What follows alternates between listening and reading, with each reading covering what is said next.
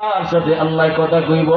আল্লাহ কইব, বান্দা আজকে তোর যেমন কষ্ট হয় দুনিয়ার জীবনে তোর আচরণ দেখেও আমি আল্লাহর বড় কষ্ট হইত।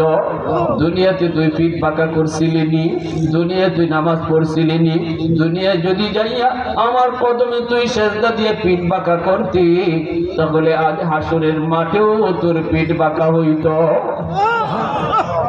দুনিয়ায় যারা পিঠ বাঁকা করবা না, হাসরের মাঠে আল্লাহরে দেখাও পিঠ বাঁকা হবে না। দুনিয়ায় যারা আল্লাহকে দেখার আল্লাহর কদমে পিঠ বাঁকা করো নাই, হাসরের মাঠে আল্লাহকে দেখার পরেও পিঠ বাঁকা হবে। রক্ত আসবে চোখের পানির বদলে, কোনো লাভ হবে না, কোনো লাভ হবে না।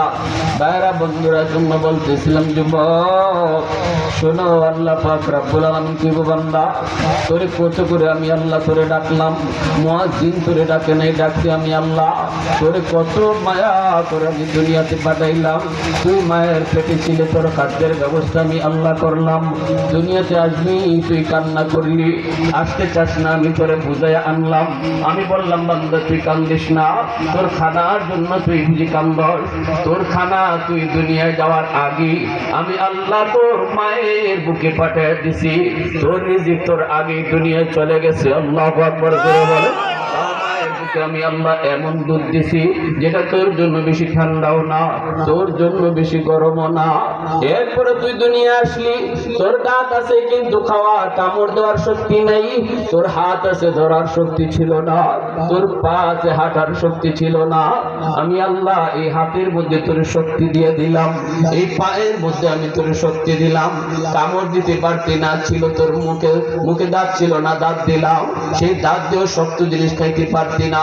আস্তে আস্তে আমি সব তোরে দিলাম, কারণ আমি আল্লাহ হলাম রব।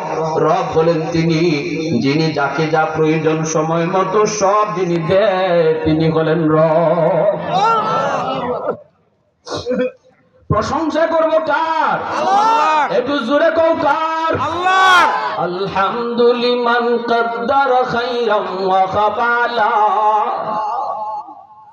আলহামদুলিল্লাহ কদ্দারা খাইরাম ওয়া কাবালা, ওয়া শুকরু লিমান সাওয়ারা হুসনাম ওয়া জামালা, ফারদুন সামাদুন আন সিফাতিন খালকি বারিউন, রব্বুন আযালিয়্যুন খালাকাল খালকা কামালা, লা জিদ্দা ওয়ালা